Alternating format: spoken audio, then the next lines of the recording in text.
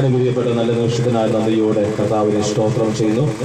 ഞങ്ങളുടെ ശബ്ദം കേൾക്കുന്ന നല്ലവരായ ദേശനിവാസികളെ, പ്രിയപ്പെട്ടവരെ, ഞങ്ങൾ നിങ്ങളെ ശ്രദ്ധയെ ചില മിനിറ്റുകൾ ചോദിക്കുകയാണ്. നമുക്കറിയാം, സംഭവബഹുലമായ ഒരു ലോകത്തിലേക്കാണ് ഞാൻ നിങ്ങൾ ജീവിക്കുന്നത്. ലോകം വല്ലാതെ ഭയന്ന് വിറയ്ക്കുന്ന ഒരു കാലഘട്ടത്തിലേക്കാണ് നാം ഓരോരുത്തരും ജീവിക്കുന്നത്.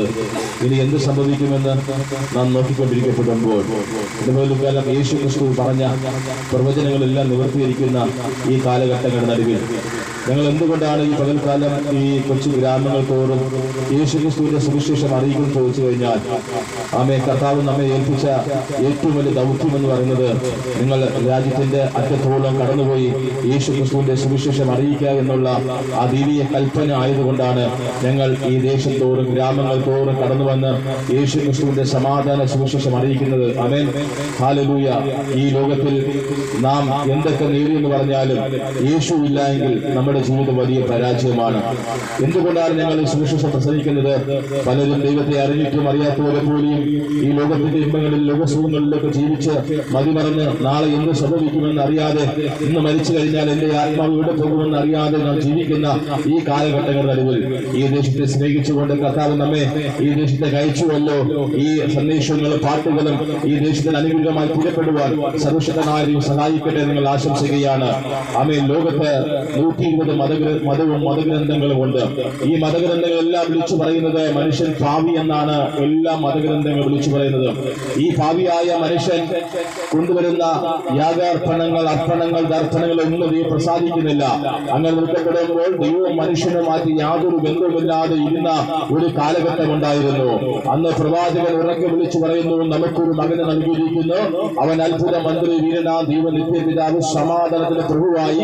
ആ യേശു കർത്താവ്, ലോകരക്ഷകനായ യേശു കർത്താവ് വേഷത്തിൽ മനുഷ്യനാ ജന്മമെടുത്ത്, കന്യകളിൽ കൂടെ ജന്മമെടുത്ത് ഈ താരലോകത്തേക്ക് ഇറങ്ങി വന്ന് 30 വയസ്സ് വരെ മാതാപിതാക്കൾ കീഴടങ്ങി ജീവിച്ചു. 30ാമത്തെ വയസ്സിൽ യേശു കർത്താവ് യോർദാനിൽ സ്നാനമേൽക്കപ്പെടുമ്പോൾ അതാ യോഹന്നാൻ വിളിച്ചു പറയുന്നു, അതാ ലോകത്തിന്റെ പാപത്തെ ചുമക്കുന്ന ദൈവത്തിന്റെ കുഞ്ഞാറായ യേശു ക്രിസ്തുവിനെ കണ്ടപ്പോൾ തന്നെ യോഹന്നാൻ ഉറക്കെ വിളിച്ചു പറയുന്നു, ഇതാ മാനവരാശിയുടെ പാപത്തിന്റെ പരിഹാരത്തിനായി ഈ താരലോകത്തേക്ക് ഇറങ്ങി വന്ന നസറനായ യേശുവിനെ കണ്ടപ്പോൾ യോഹന്നാൻ പറയുകയാണ്, നിന്നാൽ ഞാൻ സ്നാനമേൽക്കാൻ ഞാൻ യോഗ്യനല്ല. എന്നാൽ യേശു കർത്താവ് ഉറക്കെ വിളിച്ചു പറയുകയാണ്, നീ ഇപ്പോൾ സ്നാനം കൊടുക്കാൻ പറഞ്ഞു. അങ്ങനെ യേശു കർത്താവ് യോർദാനിൽ യോഹന്നാന്റെ കൈക്ക് സ്നാനമേറ്റ് സ്നാനമേറ്റപ്പോ സ്വർഗ്ഗം തുറന്ന് പറയുകയാണ്, ഇവരെന്റെ പ്രിയപുത്രൻ, ഇവന് ചെവി കൊടുപ്പീൻ എന്ന് പറയുകയാണ്. യേശു കർത്താവ് സ്നാനമേറ്റപ്പോൾ ഹല്ലേലൂയ, യേശു കർത്താവ് സ്നാനം കഴിഞ്ഞ് നീണ്ട 40 ദിവസം ഉപവസിച്ച് പ്രാർത്ഥിച്ചു. അതിനുശേഷം യേശു കർത്താവ് കാനാവിലെ കല്യാണ വീട്ടിൽ പച്ചവെള്ളത്തിൽ വീഞ്ഞാക്കി രോഗികളെ സൗഖ്യമാക്കി പാപികൾക്ക് മോചനം കൊടുത്ത് യേശു കർത്താവ് തന്റെ ശുശ്രൂഷ നിരവധിയായി ചെയ്തുകൊണ്ടിരിക്കപ്പെടുമ്പോൾ 33 തിരുവയസ്സായപ്പോൾ റോമൻ പടയാളികളാൽ യേശു ക്രിസ്തുവിനെ പിടിക്കുവാനിടയായി. അങ്ങനെ യേശു കർത്താവിനെ പിടിച്ചു. റോമൻ പടയാളികൾ യേശു ക്രിസ്തുവിനെ സൂക്ഷിക്കുവാൻ ഏൽപ്പിച്ചു കൊടുത്തു. അങ്ങനെ 1:39 യേശു ക്രിസ്തുവിനെ ശിരസ ചാട്ടവാറ കൊണ്ട് ആചരിച്ചു. എന്തുകൊണ്ട്? യേശു കർത്താവിന്റെ ശരീരത്തിനകത്ത് അടികളുടെ പാട് എന്റെ നിങ്ങളുടെ പാപത്തിന്റെ പരിഹാരത്തിനായി യേശു കർത്താവിന്റെ ശരീരത്തിന് മുഴുവനാമേ അടിവെക്കപ്പെട്ടവരെ പ്രവാചകൻ വിളിച്ചു പറയുന്നു, ഒരു കർഷകർ ചാലുകളെ പോലെ ഒഴുകി നയിക്കുന്നത് പോലെ യേശു കർത്താവ് നമ്മുടെ പാപങ്ങൾക്ക് വേണ്ടി അടിവെക്കപ്പെട്ടവരായി, നമ്മുടെ പാപങ്ങൾക്ക് വേണ്ടി തകർക്കപ്പെട്ടവരായി. അതാ തിരികെ കൂടെ യേശു കർത്താവ് ഭാരമേറിയ മരക്കുരിശുമായി യേശു കർത്താവ് നടന്നുകയാണ്. എല്ലാവരും ഉറക്കെ നിലവിളിക്കുന്നു. സഹോദരന്മാർ എല്ലാവരും ഉറക്കെ നിലവിളിക്കുകയാണ്, യേശുവേ. എന്നാൽ യേശു പറയുമ്പോ നിങ്ങൾ എന്ന് ചൊല്ലി കരയണ്ട, നിങ്ങൾ ഇന്ന് തലമുറകളോട് കരയുവാൻ. അങ്ങനെ യേശു കർത്താവിനെ മലയിൽ കൊണ്ടുപോയി കുരിശിൽ കിടത്തി 9 നീളമുള്ള ആണികൾ യേശു ക്രിസ്തുവിന്റെ കൈക്കാലിൽ അടിച്ചു. എന്നാൽ യേശു ക്രിസ്തു മാനവരാശിയുടെ പാപത്തിന് പരിഹാരത്തിനായി 2 കള്ളന്മാരുടെ നടുവിൽ മരിപ്പാത്തപ്പോഴായിട്ടുണ്ട്. സഹോദര, ഈ പാപത്തിന് പരിഹാരത്തിന് വേണ്ടി മലകൾ കയറണ്ട, കുന്നുകൾ കയറണ്ട, പുണ്യ സ്ഥലങ്ങൾ സന്ദർശിക്കണ്ട. ഇരിക്കുന്ന കൊണ്ട് കർത്താവേ, ഞാൻ പാപിയായ മനുഷ്യനാണ്, എന്റെ പാപത്തിന് വേണ്ടി അങ്ങ് മരിച്ചുവെന്ന് ഞാൻ ഹൃദയം കൊണ്ട് വിശ്വസിക്കുകയും വാഗൊണ്ട് ഏറ്റു പറയാൻ തയ്യാറാകാൻ കർത്താവേ, ഇന്ന് രക്ഷകനായ യേശു കർത്താവ് ഞങ്ങളുടെ ജീവിതത്തിലേക്ക് വരണമെന്ന് പറഞ്ഞു കഴിഞ്ഞാൽ യേശു കർത്താവ് എന്റെ ഉള്ളിലേക്ക് വരുവാൻ വന്ന ഇടയാഴ്ചയുടെ സ്വത്ര ഒരു ഹൈന്ദവ കുടുംബത്തിൽ ജനിച്ചു വളർന്ന ഞങ്ങളുടെ ജീവിതത്തിനകത്തേക്ക് ജീവിതം പരാജയപ്പെട്ടത് നശിച്ചുപോയി എന്നാൽ ജീവിതമെല്ലാം മരിക്കാനിരിക്കുമ്പോഴാണ് യേശുവിന്റെ സ്നേഹത്തെ കുറിച്ച് അറിയുവാൻ ഇടയാഴ്ചയുടെ യേശു പറഞ്ഞു ഞാൻ ലോകത്തിന്റെ വെളിച്ചമാകുന്നു എന്ന് വിശ്വസിക്കുന്ന ഒരുവന് ഇത് സംഭവിക്കുന്നില്ല. ആ ദൈവിക സന്ദേശം കേട്ടപ്പോൾ ഹല്ലേലൂയ ഒരു വലിയ സമാധാനം ഉണ്ടായി, വലിയ സന്തോഷം ഉണ്ടായി. ജീവിതത്തിലെ പാപത്തെ കഥ ക്ഷമിച്ചു തന്നു, ലോകത്തെ കഥ സൗഖ്യമാക്കി, അവൻ ശാപത്തെ കഥ മാറ്റി തന്നു. യേശുവിന്റെ അനുഗ്രഹം, യേശുവിന്റെ സമാധാനം, യേശുവിന്റെ പാപത്തിന്റെ മോചനം ഒരിക്കപ്പെടുവാനുള്ള വെള്ളിയാഴ്ച സഹോദരങ്ങളെ ഇന്ന് മുതൽ തന്നെ മദ്യപാനത്തിന് അടിമയാണ്, ലഹരി പദാർത്ഥങ്ങൾക്ക് അടിമയാണ്, ആരോട് പറയാതെയാണ് കാണുന്ന അവൻ പുരുഷൻ മുതൽ കാണുന്ന പാപത്തിന് അടിമയാണ്.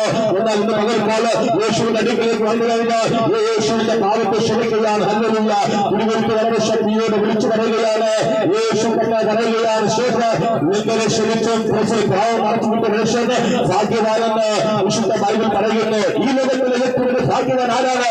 മദ്യവ്യക്തിയുടെ സഹോദര, പുരോഹിതന്റെ സഹോദര, ഈ ലോകത്തിലെ ഏറ്റവും ഭാഗ്യവാൻ രണ്ട് നില വീടുള്ള വ്യക്തിയുടെ ഭാഗ്യമല്ല, ഏറ്റവും വസ്തുതയുള്ള വ്യക്തി ഭാഗ്യമല്ല. ആരാണ് യഥാർത്ഥ ഭാഗ്യവാനെന്ന് വിശുദ്ധ ബൈബിൾ വിളിച്ചു പറയുന്നു. നിങ്ങളെ ക്ഷമിച്ച് യേശുവിന്റെ രക്തത്താൽ കൈകൾ പാലിച്ച് എന്റെ പാപത്തെ ക്ഷമിച്ചുകൊണ്ട് യേശു പുതിയ ജീവിത വ്യക്തിയാണ് ഈ ലോകത്തിലെ ഏറ്റവും വലിയ ഭാഗ്യവാനെന്ന് വിശുദ്ധ ബൈബിൾ ശക്തിയോട് വിളിച്ചു പറയുന്നു. സഹോദര ഇന്ന് മുതൽ യേശുവിനാൽ എന്റെ പാപത്തെ കൈകൾ പ്രാപിച്ചുകൊണ്ട് യേശുവിനാൽ പാപത്തിന്റെ മോചനം പ്രാപിച്ചുകൊണ്ട് ഇന്ന് വൈദ്യുത വിളിച്ചു പറയുന്നു.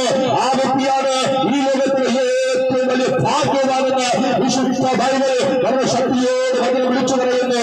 അത് ദാവീദിനെ പറയപ്പെടുന്ന സത്യം വിളിച്ചു പറയുന്നു. നാശകരമായ കുഴിയിൽ നിന്ന് ഉടനെ ചേറ്റിൽ നിന്നവരെ ദൈവത്തെ വിടുവിച്ച് ക്രിസ്തു എന്ന പാറയിൽ നിർത്തിയിരിക്കുകയാണ്. ഇന്ന് മുതൽക്കാലം പാപത്തിന്റെ മോചനം പ്രാപിക്കുക, മലകൾ പോകേണ്ട, ഇന്ന് സ്ഥലം സന്ദർശിക്കേണ്ട, അന്നദാനം ചെയ്യേണ്ട, അത് നോമ്പ് നോക്കണ്ട.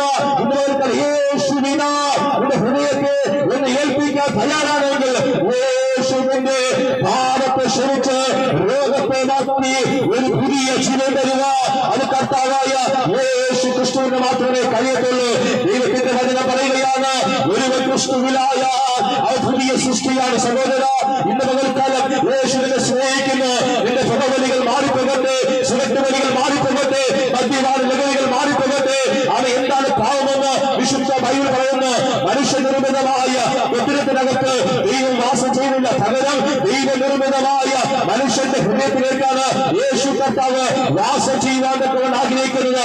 അങ്ങനെയെങ്കിൽ ദൈവവസ്തുക്കളുടെ ശരീരത്തിനകത്ത് മദ്യപാനം ചെയ്ത് പുകവലിച്ച് ലഹരി പദാർത്ഥങ്ങൾ ഉപയോഗിച്ച് ദൈവഹിതമില്ലാത്ത ബന്ധങ്ങൾ ഏർപ്പെട്ട് ജീവിക്കുന്ന സഹോദര ആ വ്യക്തിയെ കുറിച്ചാണ് ബൈബിൾ വിളിച്ചു പറയുന്നത്.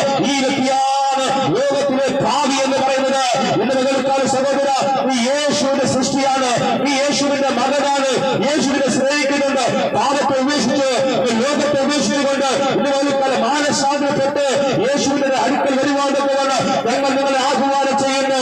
വചനം പറയുകയാണ്, മറ്റൊരു രക്ഷയില്ല, രക്ഷിക്കപ്പെടുക ആകാശത്തിലേക്ക് ഭൂമിക്ക് മുകളിൽ നൽകപ്പെട്ട ആ നസറേയനായ യേശുവിനെ ഈ നിലക്കാലം വിശ്വസിക്കാൻ തയ്യാറായി കഴിഞ്ഞാൽ വചനം പറയുന്നു, അത് വെളിച്ചം വരുമ്പോ ഇത് ഓടി മാറുകയാണ്. ഇതിന്റെ പാപത്തിന്റെ ശക്തികൾ തലയിരുന്ന പാപത്തിന്റെ മണ്ഡലങ്ങൾ യേശു ക്രിസ്തുവിന്റെ